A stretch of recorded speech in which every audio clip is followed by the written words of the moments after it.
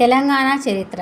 ఎత్తైన దక్కన్ పీఠభూమిలో ఉన్న తెలంగాణ చరిత్రలో శాతవాహన 230 బీసీఈ నుండి 220 సీఈ వరకు, కాకతీయ 1083 నుండి 1323, మునునూరు నాయకులు 1326 1366 వరకు, ఢిల్లీ సుల్తానేట్ బహమనీ సుల్తానేట్ 1347 నుండి 1512 వరకు, గోల్కొండ సుల్తానేట్ 1512 నుండి 1687 వరకు, ఆసఫ్ జాహీ రాజవంశం 1724 నుండి 1950 వరకు మొదలైన రాజవంశీయుల పాలనలో ఉంది. 1724లో ముబారిజ్ ఖాన్ను ఓడించిన నిజాం ఉల్ ముల్క్ హైదరాబాద్ను స్వాధీనం చేసుకున్నాడు. ఆ తర్వాత అతడి వారసులు హైదరాబాద్ నిజాములు చాలా కాలం పాటు హైదరాబాద్ సంస్థానాన్ని పాలించారు. నిజాం రాజులు తెలంగాణలో మొదటి రైల్వేలు, పోస్టల్ టెలిగ్రాఫ్ నెట్వర్క్లు, మొదటి విశ్వవిద్యాలయాలు స్థాపించారు. భారత స్వతంత్రం తర్వాత హైదరాబాద్ రాష్ట్రం భారతదేశంలో కలవడానికి విలీన పత్రంపై నిజాం రాజు సంతకం చేయలేదు. 1948లో భారత సైన్యం హైదరాబాద్ రాష్ట్రాన్ని ఆక్రమించుకోవడంతో విలీనం కాక తప్పలేదు. 2014 జూన్ 2న హైదరాబాద్ రాజధానిగా, భారతదేశంలో 29వ రాష్ట్రంగా తెలంగాణ రాష్ట్రం అవతరించింది. హైదరాబాద్ నగరం 10 ఏళ్ల పాటు ఆంధ్రప్రదేశ్, తెలంగాణ రాష్ట్రానికి ఉమ్మడి రాజధానిగా కొనసాగింది. ప్రారంభ చరిత్ర. భారత స్వతంత్రానికి పూర్వం పురాతన రాతియుగం నుంచే తెలంగాణ ప్రాంతం ఉనికిని కలిగి ఉంది. పూర్వ రాతియుగం కాలం నుండి ఆవాస స్థలాలు వేములపల్లి, ఏటూరు, నాగారం, బాసర, బోధ్, హాలియా, క్వాతూర్ తదితర ప్రాంతాలలో బయటపడ్డాయి.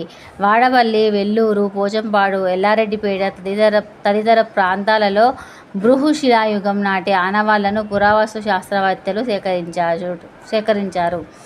షోడశ మహాజనపదాల కాలంలో దక్షిణాదిలోని ఏకైక జనపదం అశ్వక జనపదం ఈ ప్రాంతంలోనిదే. బోధన్ అంటే నేటి బోధన్ దీని రాజధానిగా ఉండింది. బౌద్ధ గ్రంథాలలో కూడా ఈ సమాచారం నిక్షిప్తమై ఉంది. బుద్ధుడి కాలంలో సుజాతుడు బోధన్ పాలకుడిగా ఉన్నట్టు బౌద్ధ వాంగ్మయం తెలియజేస్తుంది. బుద్ధి సమకాలికుడు బాబరి స్థిరపడ్డ ప్రాంతం నేడు భావనకుర్తి, ఆదిలాబాద్ జిల్లాలో నదీ ద్వీపంగా పిలువబడుతున్నది. మత్స్య పురాణంలో మంజీకర దేశం, నేటి మంజీరా నది పరివాహక ప్రాంతం ప్రస్తావన కూడా ఉంది. ప్రతిష్టానపురం పైఠాన్ రాజధానిగా పాలించిన మూలక రాజ్యం గోదావరి నది సరిహద్దు వరకు ఉండగా, అందులో నేటి ఆదిలాబాద్ జిల్లా ప్రాంతం భాగంగా ఉన్నది. అప్పుడు ఉత్తర దక్షిణ ప్రధాన మార్గం ఈ రాజ్యం గుండా ఉండేది. విదేశాలలో ఉండే బౌద్ధులు దీనిని మంజీరకమని పిలిచారు. నేటి మంజీరా నదీ పరివాహక ప్రాంతం. షోడశ మహాజనపదాలలో మగధ రాజ్యం బలపడి చాలా రాజ్యాల్ని ఆక్రమించగా, అప్పుడు అశ్వక రాజ్యం కూడా మగధలో విలీనమైంది. ఆ తర్వాత నందరాజులు, ఆ పిదప మౌర్యులు ఈ ప్రాంతాన్ని పాలించారు. మౌర్యుల కాలంలో ఈ ప్రాంతం భాగంగా ఉండడానికి అశోకుని 13వ శిలాశాసనం ఆధారంగా చరిత్రకారులు నిర్ణయించారు. మౌర్యుల కాలంలో పర్యటించిన విదేశీ యాత్రికుడు మొగస్తనీస్తు ఆంధ్రులకు 30 దుర్గాలున్నాయని పేర్కొనగా, అందులో కదంబపూర్ అంటే కరీంనగర్, సౌదన్యపురం, బోధన్, పిదుండ, మూషిక, ధూళికట్ట, పెద్దబోకూర్, ఫణిగిరి, కొండాపురం, కోటిలింగాల, గాజులబండ ముఖ్యమైనవి. ఇవన్నీ నేటి తెలంగాణ రాష్ట్రంలోనివే. ఇంకనూ బయటపడాల్సిన ప్రాంతాలు ఎన్నో ఉన్నాయి. మొగస్తీస్తు ఎంతో బలమైనదిగా వర్ణించిన ఆంధ్ర రాజ్యం బహుశా మూలక అస్సక లేదా ప్రతిష్టాన రాజ్యమే అయి ఉంటుందని చరిత్రకారుడు బిఎస్ఎల్ హనుమంతరావు పేర్కొన్నారు. శాతవాహనులు. మౌర్య సామ్రాజ్యం పతనమైన తరువాత శాతవాహనులు రాజకీయ శక్తిగా ఎదిగారు. కోటిలింగాల ప్రాంతం శాతవాహన రాజవంశపు 30 నగరాలలో ఒకటిగా ఉన్నది. ఆ ప్రాంతాలలో జరిపిన తవ్వకాల్లో ఇటుక బావులు, శాతవాహనుల పూర్వకాలానికి చెందిన గోబడ సామగోప నాణేలు బయటపడ్డాయి. ఈ ప్రదేశం భవారీ మహర్షి ఆశ్రమం, నిర్మల్ జిల్లాలోని బాదనకుర్తి గ్రామం దివి ప్రసిద్ధ బౌద్ధమత ప్రచారాన్ని బావరి మహర్షి చేసిన గ్రామం ఉన్న ప్రదేశంగా పేర్కొంది.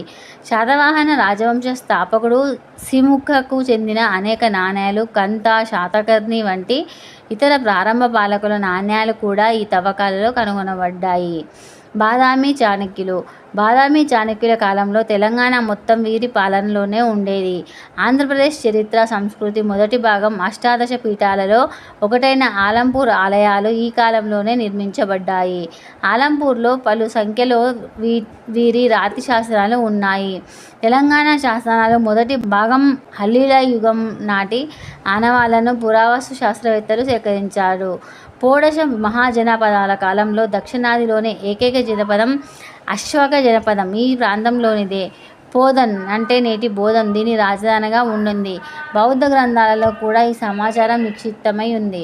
బుద్ధుడి కాలంలో సుజాతుడు బోధన్ పాలకుడిగా ఉన్నట్లు బౌద్ధ వాంగ్మయం తెలియజేస్తుంది. బుద్ధి సమకాలికుడు బాపర్ది స్థిరపడ్డ ప్రాంతం నేడు భావనకుర్తి ఆదిలాబాద్ జిల్లాలో నదీద్వీపంగా పిలువబడుతుంది. మత్స్యపురాణంలో మంజీరక దేశం నేటి మంజీరా నది పరివాహక ప్రాంత ప్రస్తావన కూడా ఉంది. నేటి మంజీరా నది షోడశ మహాజనపదాల్లో మగధ రాజ్యం బలపడి చాలా రాజ్యాల్ని ఆక్రమించగా అప్పుడు అశ్వక రాజ్యం కూడా మగధలో విలీనమైంది. ఆ తర్వాత నందరాజులు ఆ పిద మౌర్యులు ఈ ప్రాంతాన్ని పాలించారు. రాష్ట్రకూటులు. రెండో కీర్తి పర్వంలో చాళుక్య వంశం అంతం కాగా మాన్యఖేతం రాజధానిగా రాష్ట్రకూటులు పాలన సాగించారు. దంతిదుర్గుని కాలంలో తెలంగాణ మొత్తం రాష్ట్రకూటుల పాలనలో ఉండేది.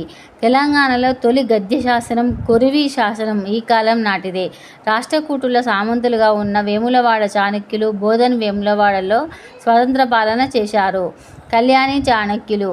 రాష్ట్రకూట రాజు రెండో కర్కరాజును ఓడించి రెండో తైలపుడు కళ్యాణి చాళుక్య రాజ్యం స్థాపించాడు. కవిరన్నడు. ఇతడు ఆస్థాన కవి. మహబూబ్నగర్ జిల్లా గంగాపురంలోని చెన్నకేశవ స్వామి ఆలయాన్ని ఈ కాలంలోనే నిర్వహించబడింది. ఈ ప్రాంతంలో వీరి పలు శాసనాలు ఉన్నాయి. ఇదే కాలంలో ఖమ్మం ప్రాంతంలో ముదిగొండ చాళుక్యులు పాలించారు. పాలమూరు జిల్లా మధ్య భాగంలో కందూరు చోళుల పాలన కిందకు ఉండేది. కందూరి చోళులు. క్రమక్రమంగా కందూరు చోళ రాజ్యం విస్తరించింది. తొలి కాకతీయుల కాలం నాటికి ఇది కాకతీయ రాజ్యం కంటే పెద్ద రాజ్యంగా విలసిల్లింది. కందూరు మగతల నేటి మక్తల్ వర్తమానపురం నుండి నేటి నంది వడ్డెమాన్ గంగాపురం అమరాబాద్ భువనగిరి వాడపల్లి కొలనుపాక ఈ కాలంలో పెద్ద పట్టణాలుగా విలసిల్లాయి. విక్రమాదిత్యుని కుమారుడు తైలపుని కాలంలో రాజ్యాన్ని రెండుగా చేసి ఇద్దరు కుమారులను రాజులుగా చేశాడు. దాంతో ఇప్పటి నల్గొండ పాలమూరు జిల్లా ప్రాంతంలోని వేర్వేరు పాలన సాగింది. గోకర్ణుడు తన రాజధానిని పానగల్లు నుంచి వర్తమానపురానికి తరలించాడు. కందూరు చోళుల శాసనం ఒకటి మామిళ్ళపల్లిలో కూడా లభ్యమైంది. ఇదే కాలంలో వరంగల్ ప్రాంతంలో పొలవాన పాలకులు రాజ్యం చేశారు. హనుమకొండ నేటి హన్మకొండ ప్రాంతం కొలనుపాక రాజధానిగా కళ్యాణి చాళుక్యులచే పాలించారు. కాకతీయులు. 12-13 శతాబ్దాలలో కాకతీయ రాజవంశం వచ్చింది. వరంగల్ కోట, రామప్ప దేవాలయం, 1000 స్తంభాల గుడి, కోటగుళ్ళు వంటి ప్రసిద్ధ శిల్పకళకు ఈ కాకతీయులు ప్రసిద్ధి చెందారు. మొదట్లో కాకతీయులు కళ్యాణి పశ్చిమ చాళుక్యులు సామంతులు వరంగల్ సమీపంలోని ఒక చిన్న భూభాగాన్ని పాలించారు. ఈ రాజవంశానికి చెందిన పాలకుడు పోల II 1110-1158 పరిపాలించాడు. దక్షిణాన తన అధికారాన్ని విస్తరింపజేసి స్వతంత్రాన్ని ప్రకటించుకున్నాడు. ప్రోల II వారసుడు రుద్రుడు 1158-1195 తూర్పు గోదావరి డెల్టా వరకు రాజ్యాన్ని విస్తరించాడు. ఆ రాజ్యానికి రెండవ రాజధానిగా వరంగల్ కోట నిర్మించడంతో పాటు దేవగిరిపై సేన యాదవుల దండయాత్రలను ఎదుర్కొన్నాడు. ఆ తర్వాత మహాదేవుడు ఈ రాజ్యాన్ని తీర ప్రాంతాలకు విస్తరించాడు. అతని తర్వాత 1199లో గణపతి దేవుడు వచ్చాడు. అతను కాకతీయులలో గొప్పవాడిగా శాతవాహనుల తర్వాత దాదాపు తెలుగు ప్రాంతాన్ని ఒక ఏకీకృత సామ్రాజ్యం కిందకు తీసుకువచ్చిన మొదటివాడిగా నిలిచాడు. 1210లో గణపతి దేవుడు వెలనాటి చోళుల పాలనకు ముగింపు పలికి ఉత్తరాన అనకాపల్లి వరకు తన సామ్రాజ్యాన్ని విస్తరించాడు. ఈ రాజవంశంలో గొప్పగా కీర్తించబడిన రాణి రుద్రమదేవి 1262-1289 భారత చరిత్రలోని కొద్దిమంది రాణులలో ఒకరు. రుద్రమ చోళులు సేన యాదవులకు వ్యతిరేకంగా రాజ్యాన్ని రక్షించడంతో పాటు వారి గౌరవాన్ని కూడా సంపాదించారు. మార్కో పోలో అనే చరిత్రకారుడు రుద్రమదేవి కాలంలో భారతదేశాన్ని సందర్శించి ఆమె పాలన గురించి తన పుస్తకాలలో చాలా గొప్పగా రాశాడు.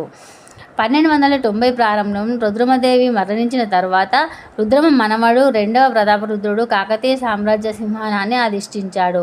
ప్రతాపరుద్రుడు పశ్చిమాన రాయచూరుకు, దక్షిణాన ఒంగోలు, నల్లమల్ల కొండల వరకు తన సామ్రాజ్యాన్ని విస్తరింపజేశాడు. తన రాజ్యంలో అనేక పరిపాలనా సంస్కరణలు ప్రవేశపెట్టాడు. వాటిలో కొన్ని ఆ తర్వాతి విజయనగర సామ్రాజ్యంలో కూడా ప్రవేశించబడ్డాయి. 1309లో ఢిల్లీ సుల్తాన్ అల్లావుద్దీన్ ఖిల్జీ తన సైన్యాధ్యక్షుడు మాలికాపూర్ తన సైన్యాన్ని కాకతీయ రాజ్యంపై దండయాత్రకు పంపాడు. 1310 జనవరిలో సైన్యం కాకతీయ రాజధాని వరంగల్కు చేరుకొని కోటను ముట్టడించింది. నెల రోజుల తర్వాత ప్రతాపరుద్రుడు లొంగిపోవాలని నిర్ణయించుకొని తన ఓటమిని అంగీకరించాడు. ఓడిపోయిన ప్రతాపరుద్రుడి భారీ మొత్తంలో సంపదను తీసుకొని 1310 జూన్లో కాపూర్ తన సైన్యంతో ఢిల్లీకి తిరిగి వెళ్ళాడు. ఢిల్లీ సుల్తానుల దండయాత్ర 1323లో గియాత్ ఆల్ దిన్ తుగ్లక్ తన కుమారుడు మహమ్మద్ బిన్ తుగ్లక్ కాకతీయ రాజధాని వరంగల్కు దండయాత్రకు పంపాడు. తుగ్లక్ దండయాత్రతో వరంగల్ను విలీనం చేయడంతో పాటు కాకతీయ రాజవంశం అంతమైంది. ప్రతాపరుద్రుడిని బందీగా చేసి ఢిల్లీకి పంపించారు. మార్గమధ్యంలో ప్రతాపరుద్రుడు మరణించాడని నమ్ముతారు. సింహాసనాన్ని అధిష్ఠించడానికి ఢిల్లీకి తిరిగి వెళ్లే వరకు తుగ్లక్ కొంతకాలం వైస్రాయ్గా ఈ ప్రాంతాన్ని పాలించాడు. కాకతీయ రాజ్యానికి సైన్యాధిపతులుగా పనిచేసిన మనునూరి నాయకుల వివిధ తెలుగు అంశాలు ఏకం చేసి 1330లో ఢిల్లీ సుల్తానేట్ వైస్రాయ్ నుండి వరంగల్ను స్వాధీనం చేసుకొని అర్ధ శతాబ్దం పాటు పాలన సాగించారు. 15వ శతాబ్దం నాటికి కొన్ని కొత్త ప్రాంతాలు బహుమనీ సుల్తానేట్ సంగమ రాజవంశానికి అప్పగించబడ్డాయి. వాటిలో చివరి ప్రాంతం తర్వాతి కాలంలో విజయనగర సామ్రాజ్యంగా పరిణామం చెందింది. ఆ తర్వాత 15వ శతాబ్దం ఈ ప్రాంతం బహుమనీ సుల్తానేట్ల చేతుల్లోకి పోయింది. 1463లో రెండు సుల్తాన్ మహమ్మద్ షా బహమనీ తెలంగాణ ప్రాంతానికి సుల్తాన్ కులీ కుతుబ్ ఉల్ మల్క్ను పంపి అక్కడి వారిని అణిచివేయమని చెప్పాడు. సుల్తాన్ కులీ గోల్కొండలోని కాకతీయ కోట వద్ద ఒక స్థావరాన్ని స్థాపించి రాజ్యాన్ని విస్తరించాడు. శతాబ్దం చివరి నాటికి కూలీ తెలంగాణ ప్రాంతానికి సుబేదార్ గవర్నర్గా మారి గోల్కొండ నుండి రాజ్యాన్ని పాలించాడు. 1518లో బహమనీ సుల్తానేట్ 5 వేర్వేరు రాజ్యాలుగా విడిపోయింది. మిగిలిన ప్రాంతాలు అహ్మద్ నగర్, బేరార్, బీదర్, బీజాపూర్లో ఉన్నాయి. సుల్తాన్ కులీ బహుమనీ పాలన నుండి స్వతంత్రం ప్రకటించి సుల్తాన్ కులీ కుతుబ్ షా పేరుతో గోల్కొండ సుల్తానేట్ను స్థాపించాడు. గోల్కొండ మట్టికోటను పునర్నిర్మించి నగరానికి మహమ్మద్ నగర్ అనే పేరును పెట్టాడు. 1591లో మూసీ నది తీరంలో మహమ్మద్ కులీ కుతుబ్ షా ఈ హైదరాబాద్ నగరాన్ని స్థాపించాడు. నగరానికి కేంద్రంగా చార్మినార్, మక్కా మసీద్ వంటివి నిర్మించబడ్డాయి. సంవత్సరాలు గడిచిన కొద్దీ హైదరాబాద్ నగరం వజ్రాలు, ముత్యాలు, ఆయుధాలు, ఉక్కుకు ముఖ్యమైన వాణిజ్య కేంద్రంగా అభివృద్ధి చెందింది. కుతుబ్ షాహీ పాలకులు ఇండో పర్షియన్, స్థానిక తెలుగువారి కళల సంస్కృతి రెండింటికి పోషకులుగా ఉన్నారు. తొలి రోజుల్లో కుతుబ్ షాహీ నిర్మించిన గోల్కొండ కోట, కుతుబ్ షాహీ సమాధులు, చార్మినార్, మక్కా మసీదు, ఖైరతాబాద్ మసీదు, తారామతి బరాదరి, టోలీ మసీదు మొదలైన భవనాలలో ఇండో ఇస్లామిక్ నిర్మాణ శైలి ప్రతిబింబిస్తుంది. మొఘల్ ఆక్రమణ పాలన. మొఘల్ యువరాజు ఔరంగజేబ్ తన జీవితకాలంలో ఎక్కువ సమయం దక్కన్ ప్రాంతంలోనే గడిపాడు. మొఘల్ సార్వభౌమత్వాన్ని స్థాపించడానికి స్థానిక హిందూ, ముస్లిం రాజ్యాలలో సమానంగా పోరాడాడు.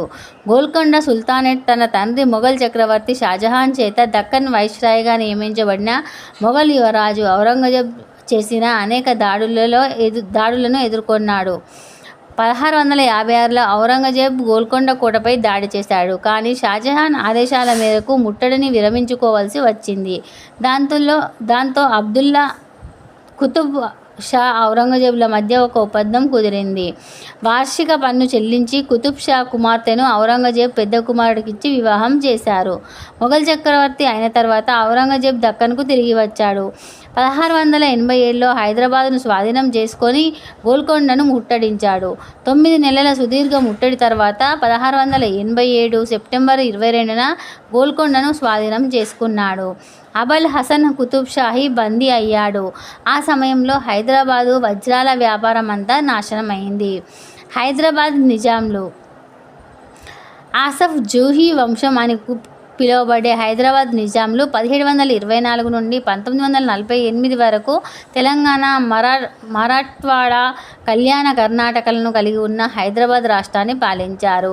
ఆ కాలంలో హైదరాబాద్ రాష్ట్రం బ్రిటిష్ భారతదేశంలోనే అతిపెద్ద రాచరిక రాష్ట్రంగా ఉండటంతో పాటు స్వంత మింట్ కరెన్సీ, రైల్వే, పోస్టల్ వ్యవస్థను కలిగి ఉంది.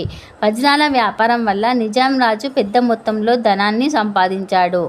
ఆసఫ్ జా 1707లో ఔరంగజేబు మరణానంతరం మొఘల్ సామ్రాజ్యం పతనమవడంతో దక్కన్ సభ, డెక్కన్ ప్రావిన్స్ మొఘల్ నియమించిన గవర్నర్లు ఢిల్లీ నుండి మరింత స్వయం ప్రతిపత్తిని పొందారు. 1714లో మొఘల్ చక్రవర్తి ఫరూఖ్సియార్ మీర్ కమర్ ఉద్ దిన్ సిద్దికీని దక్కన్కు వైస్రాయ్గా నియమించాడు. అతనికి నిజాం ఉల్ ముల్క్ దేశ గవర్నర్ బిరుదును ఇచ్చాడు. హైదరాబాద్ ముట్టడి సమయంలో కమాండర్లుగా ఉన్న తన తండ్రి, తాతలతో కలిసి పోరాడిన అతను ఆ పదవికి అర్హుడు అయ్యాడు. 1724లో ముబారిక్ ఖాన్ను ఓడించి హైదరాబాద్పై నియంత్రణ సాధించాడు. ఆ తర్వాత సంవత్సరంలో మొఘల్ చక్రవర్తి మహమ్మద్ షా నుండి ఆసఫ్ జా బిరుదును అందుకున్నాడు. ఆ విధంగా 1948 వరకు హైదరాబాద్ రాష్ట్రాన్ని పాలించిన ఆసఫ్ జాహీ రాజవంశం ప్రారంభమైంది. ఆసఫ్ జా వారసులు 1748లో ఆసఫ్ జా మరణించినప్పుడు అతని కుమారుల మధ్య సింహాసనం కోసం వివాదం జరగడంతో రాజకీయ అశాంతి ఏర్పడింది. వీరికి అవకాశవాద పొరుగు రాష్ట్రాలు, వలసవాద విదేశీ శక్తుల సహాయం చేశాయి. చివరికి ఆసిఫ్ జా రెండు సింహాసనం అధిష్ఠించి 1762 నుండి 1803 వరకు పరిపాలించాడు. 1768లో అతను మచిలీపట్నం ఒడంబడికపై సంతకం చేశాడు. నిర్ణీత వార్షిక అద్దెకు బదులుగా తీర ప్రాంతాన్ని ఈస్ట్ ఇండియా కంపెనీకి అప్పగించాడు. 1769లో హైదరాబాద్ నగరం నిజాంల అధికారిక రాజధానిగా మారింది. హైదర్ అలీ, మైసూర్ దల్వాయి, బాజీరావు, మరాఠా సామ్రాజ్యం, పిష్వా, బసలత్ జంగ్, ఆసఫ్ జా రెండు అన్నయ్య మార్విస్ డి బుస్సీ, కాస్టల్ నౌ మద్దతు తరచుగా బెదిరింపులకు ప్రతిస్పందనగా నిజాం సంతకం చేశాడు. 1798లో ఈస్ట్ ఇండియా కంపెనీతో అనుబంధ కూటమి జరిగింది. రాష్ట్ర రాజధానిని రక్షించడానికి బ్రిటిష్ ఇండియన్ ఆర్మీ బొల్లారం, సికింద్రాబాద్ను ఆక్రమించుకోవడానికి వీలు కల్పించింది. దీనికోసం నిజాంలు బ్రిటిష్ వారికి వార్షిక నిర్వహణను చెల్లించారు. బ్రిటిష్, ఫ్రెంచి వారు దేశంపైకి వచ్చినప్పుడు నిజాంలు వారి అధికారాన్ని చేరిపోకుండా వారితో స్నేహాన్ని కలుపుకున్నారు. నిజాంలు ఆంగ్లో మైసూర్ యుద్ధాలలో ముఖ్యమైన పాత్రను పోషించి వేర్వేరు సమయాలలో ప్రతిపక్షంతో పొత్తు పెట్టుకున్నారు.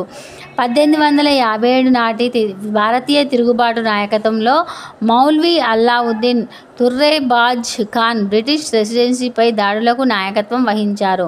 1908లో వచ్చిన మూసీ నది వరదకు హైదరాబాద్ నగరం దాదాపు దెబ్బతిన్నది. కనీసం 15,000 మంది మరణించారు. చివరి నిజాం తన తండ్రి తర్వాత 1911లో హైదరాబాద్ 7వ చివరి నిజాం మీర్ ఉస్మాన్ అలీ ఖాన్ అధికారంలోకి వచ్చాడు. తన సంపదను విస్తృతంగా ప్రసిద్ధి చెంది ప్రపంచంలోనే అత్యంత ధనవంతులలో ఒకరిగా పరిగణించబడ్డాడు. ఆధునిక హైదరాబాద్ అభివృద్ధి తొలిసారిగా ఇతని హయాంలోనే జరిగింది. లౌకిక పాలకుడిగా తిరుమల శ్రీ వెంకటేశ్వర దేవాలయం, తిరుమల యాదాద్రి లక్ష్మీనరసింహస్వామి దేవాలయం వంటి వివిధ హిందూ దేవాలయాలకు విరాళాలు, వార్షిక గ్రాంట్లు ఇచ్చేవాడు. 1000 స్తంభాల ఆలయ పునర్నిర్మాణం కోసం 1,00,000 హైదరాబాదీ రూపాయల గ్రాంటును విరాళంగా ఇచ్చాడు. పూణేలోని భండార్కర్ ఓరియంటల్ రీసెర్చ్ ఇన్స్టిట్యూట్లో హిందూ పవిత్ర గ్రంథం మహాభారతం సంకలనం కోసం 11 సంవత్సరాల పరిశోధన పనుల కోసం డబ్బు, వార్షిక గ్రాంట్లను విరాళంగా ఇచ్చాడు. తెలంగాణ తిరుగుబాటు భారత కమ్యూనిస్టు పార్టీకి చెందిన కామ్రేడ్స్ అసోసియేషన్ నేతృత్వంలో 1945 చివరిలో తెలంగాణ ప్రాంతంలో రైతు తిరుగుబాటు ప్రారంభమైంది. ఈ తిరుగుబాటును తెలంగాణ తిరుగుబాటు లేదా వెట్టి చాకిరీ ఉద్యమం లేదా తెలంగాణ రైతాంగ సాయుధ పోరాటం అని కూడా పిలుస్తారు. కమ్యూనిస్టులకు వివిధ వర్గాల నుంచి మద్దతు లభించింది. 43% భూస్వాధీనాన్ని కలిగి ఉన్న జాగీర్దారీ వ్యవస్థపై పేద రైతులకు ఫిర్యాదులు ఉన్నాయి. ప్రారంభంలో రైతులు కమ్యూనిస్టు నీడలో పోరాడిన సంపన్న రైతుల నుండి కూడా మద్దతు పొందారు. 1948 నాటికి సంకీర్ణం విచ్ఛిన్నమైంది. ప్రారంభంలో 1945లో జమీందార్లు దేశ్ముఖ్లను లక్ష్యంగా చేసుకున్న కమ్యూనిస్టులు నిజాంకు వ్యతిరేకంగా పూర్తిస్థాయి తిరుగుబాటును ప్రారంభించారు. 1946 మధ్యకాలం నుండి రజాకార్లు కాసిం రజ్వీ నేతృత్వంలోని ప్రైవేటు మిలిషియా కమ్యూనిస్టుల మధ్య వివాదం మరింత హింసాత్మకంగా మారింది. ఇరుపక్షాల క్రూరమైన మద్దతులు అవలంబించాయి. రజాకార్లు గ్రామాలను చుట్టుముట్టారు. అనుమానిత కమ్యూనిస్టులను సామూహికంగా పట్టుకున్నారు. పూర్తిగా విచక్షణ రహితంగా వ్యవస్థీకృతంగా ఒక కాంగ్రెస్ వాది ప్రకారం దోపిడీలు ఊచకోతకు పాల్పడ్డారు. భారత ప్రభుత్వ లెక్కల ప్రకారం 1948 నాటికి దాదాపు 2000 మంది కమ్యూనిస్టులు చంపబడ్డారు. భారత స్వతంత్రోద్యమం ఫలితంగా 1947లో భారతదేశానికి స్వతంత్రం వచ్చింది. స్వతంత్ర భారతంలో కలవడానికి హైదరాబాద్ నిజాం నిరాకరించాడు. దాంతో ఆపరేషన్ పోలో చేయాల్సి వచ్చింది. అప్పుడు హైదరాబాద్ రాష్ట్రాన్ని ఏర్పాటు చేయడానికి 1948లో నిజాం తన రాష్ట్రాన్ని భారతదేశానికి అప్పగించవలసి వచ్చింది. తెలంగాణ విమోచనోద్యమం. హైదరాబాద్ సంస్థానాధీశుడు 7వ నిజాం నవాబు ఉస్మాన్ అలీ ఖాన్ నుంచి విముక్తి కోసం సంస్థాన ప్రజలు 1946 నుంచి 1948 మధ్య వీరోచిత పోరాటం చేశారు. దీన్నే తెలంగాణ విమోచనోద్యమంగా పిలుస్తారు. 200 సంవత్సరాల దోపిడీ అణచివేతకు 47 సంవత్సరాల తిరుగుబాటు సాయుధ పోరాటం ఒక దశ మాత్రమే. వివిధ సంఘాల, పార్టీల, ప్రజాస్వామిక వాదుల, రచయితల, ప్రజల సంఘటిత క్రమ పరిణామ పోరాటం అది. హైదరాబాద్ సంస్థానంలో ప్రస్తుత తెలంగాణతో పాటు మరాఠ్వాడా, మహారాష్ట్ర, బీదర్, కర్ణాటక ప్రాంతాలు ఉండేవి. 3 భాషా ప్రాంతాలకు చెందిన మొత్తం 16 జిల్లాలకు గాను 8 జిల్లాలు తెలంగాణ ప్రాంతానికి చెందినవి కాగా మరాఠా, కన్నడ ప్రాంతాలకు చెందినవి 8 జిల్లాలు ఉండేవి. భారతదేశానికి స్వతంత్రం వచ్చిన తర్వాత కూడా నిజాం సంస్థానంలోని ప్రజలకు మాత్రం స్వతంత్రం లేకపోవడాన్ని ఇక్కడి ప్రజలు జీర్ణించుకోలేకపోయారు.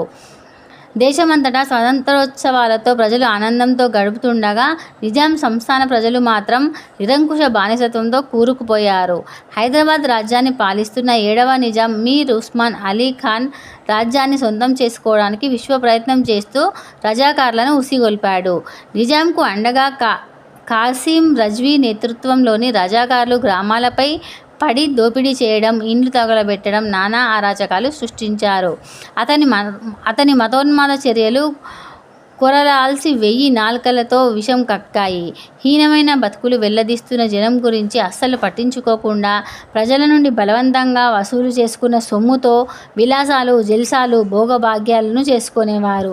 దీంతో రామానంద తీర్థ నేతృత్వంలో ఆర్య సమాజ్ ఉద్యమాలు, కమ్యూనిస్టుల ఆధ్వర్యంలో సాయుధ పోరాటాలు ఉధృతమయ్యాయి. మొదట నల్గొండ జిల్లాలో ప్రారంభమైన ఉద్యమం శరవేగంగా నైజాం సంస్థానం అంతటా విస్తరించింది.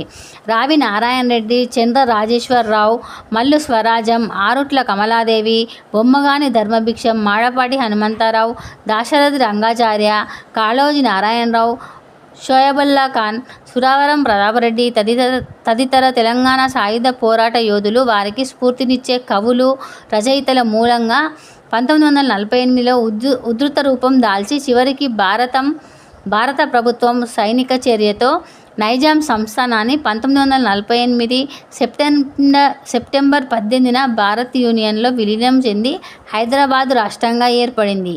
వెల్లోడి, బూర్గుల రామకృష్ణారావు ఈ కాలంలో ముఖ్యమంత్రులుగా వ్యవహరించారు. హైదరాబాద్లో భారత సమగ్రత. Operation polo Hyderabad police action code పేరుతో 1948 సెప్టెంబర్లో జరిగిన సైనిక చర్య. ఈ చర్యలో భాగంగా భారత సాయుధ దళాలు హైదరాబాద్ రాష్ట్రంపై దాడి చేసి నిజాంను ఓడించి రాష్ట్రాన్ని భారతదేశంలో విలీనం చేశాయి. భారతదేశ విభజన సమయంలో భారతదేశంలోని కొన్ని రాచరిక రాష్ట్రాలు వారి స్వంత భూభాగాల్లో స్వయం పాలన కలిగి ఉన్నాయి. భారత స్వతంత్ర చట్టం 1947 ప్రకారం తమకు అనుకూలమైన దేశాన్ని ఎంపిక చేసుకునే అవకాశం రాష్ట్రాలకు ఉంది. అయితే 1948 నాటికి దాదాపు అన్ని రాష్ట్రాలు భారతదేశం లేదా పాకిస్తాన్లో చేరాయి. ఎక్కువగా హిందువుల జనాభాకు రాజుగా ఉన్న ముస్లిం పాలకుడు నిజాం స్వాతంత్రాన్ని ఎంచుకున్నాడు. రజాకార్లు అని పిలువబడే ముస్లింలు కూలీల నుండి నియమించబడిన క్రమరహిత సైన్యంతో దీనిని కొనసాగించాలని ఆశించాడు. నిజాం కూడా తెలంగాణ తిరుగుబాటుతో చుట్టుముట్టబడ్డాడు.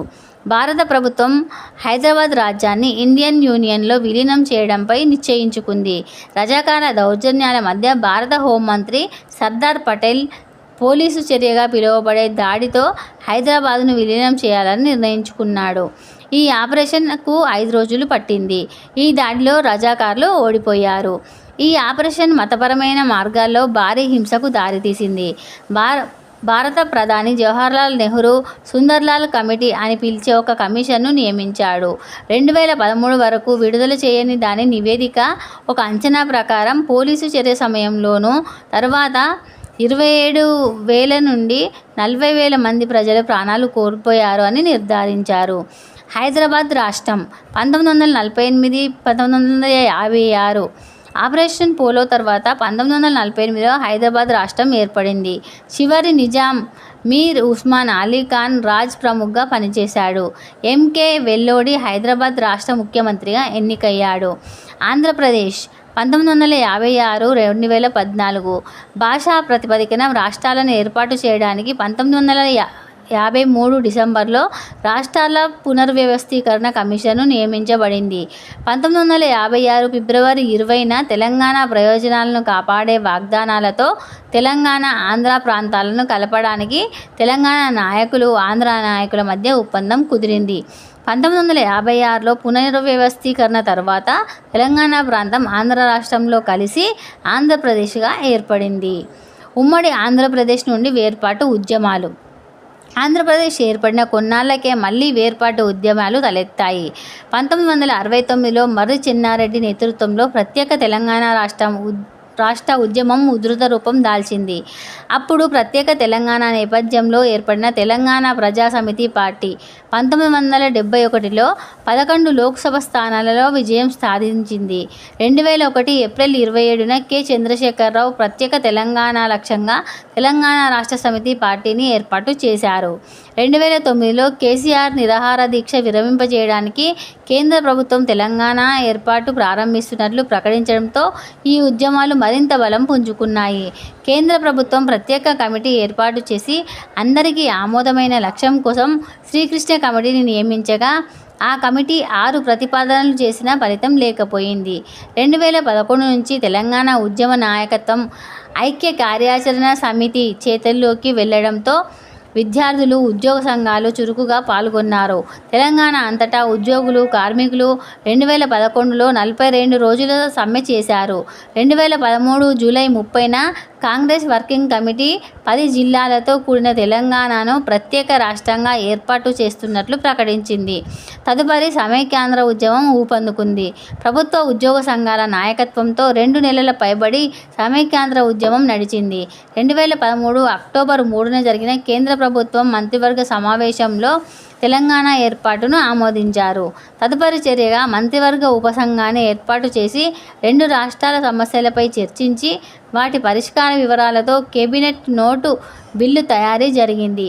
ఆ తర్వాత రాష్ట్రపతి పంపిన ఆంధ్రప్రదేశ్ పునర్వ్యవస్థీకరణ బిల్లును శాసనసభ, శాసనమండలిలో సుదీర్ఘ చర్చలు పూర్తి కాకముందే ముఖ్యమంత్రి ప్రతిపాదించిన తిరస్కరించే తీర్మానంపై మూజువాణి ఓటుతో సభలు ఆమోదముద్ర వేశాయి.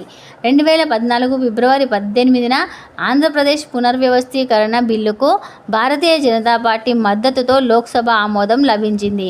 2014 ఫిబ్రవరి 20న రాజ్యసభ ఆమోదం తెలిపింది. సీమాంధ్రకు న్యాయం చేయడానికి వెంకయ్య నాయుడు ప్రతిపాదించిన సవరణలను కొంతవరకు తృప్తిపరిచే విధంగా ప్రధాని 6 పత్రాల ప్యాకేజీని ప్రకటించిన పిదప బిల్లుకు యథాతథంగా మూజువాణి ఓటుతో ఆమోదముద్ర పడింది. 2014 జూన్ 2న దేశంలో 29వ రాష్ట్రంగా అవతరించింది. తెలంగాణ రాష్ట్రం ప్రస్తుతం 2013 జూలై 30న కాంగ్రెస్ వర్కింగ్ కమిటీ ప్రత్యేక తెలంగాణ రాష్ట్ర ఏర్పాటుకు సిఫార్సు చేస్తూ ఏకగ్రీవంగా తీర్మానం చేసింది. తెలంగాణ ఏర్పాటుకు భారత పార్లమెంటు ఉభయ సభల్లో 2014 ఫిబ్రవరిలో బిల్లును ప్రవేశపెట్టగా 2014 ఆంధ్రప్రదేశ్ పునర్వ్యవస్థీకరణ చట్టం బిల్లును వాయవ్య ఆంధ్రప్రదేశ్ నుండి 10 జిల్లాలతో కూడిన తెలంగాణ రాష్ట్ర ఏర్పాటు కోసం భారత పార్లమెంటు ఆమోదించింది. 2014 మార్చి 1న రాష్ట్రపతి ఆమోదం లభించింది. 2014 జూన్ 2న తెలంగాణ రాష్ట్రం అధికారికంగా ఏర్పాటయింది. ఎన్నికల్లో తెలంగాణ రాష్ట్ర సమితి పార్టీ మెజారిటీ సాధించిన తర్వాత కల్వకుంట్ల చంద్రశేఖరరావు తెలంగాణ తొలి ముఖ్యమంత్రిగా ఎన్నికయ్యాడు. హైదరాబాద్ 10 సంవత్సరాల కంటే ఎక్కువ కాలం పాటు తెలంగాణ, ఆంధ్రప్రదేశ్ రెండిటికీ ఉమ్మడి రాజధానిగా ఉంటుంది. ప్రస్తుతం కల్వకుంట్ల చంద్రశేఖరరావు గారు మాజీ ముఖ్యమంత్రి అయి ప్రస్తుతం యనుమల రేవంత్ రెడ్డి గారు తెలంగాణకు ముఖ్యమంత్రిగా ఉన్నారు. ఈ వీడియో కనుక మీకు నచ్చినట్లయితే లైక్ చేయండి, షేర్ చేయండి. అలాగే మా ఛానల్ను సబ్స్క్రైబ్ చేసి పక్కనే ఉన్న గంట సింబల్ని యాక్టివేట్ చేసుకోవడం అసలు మర్చిపోవద్దు.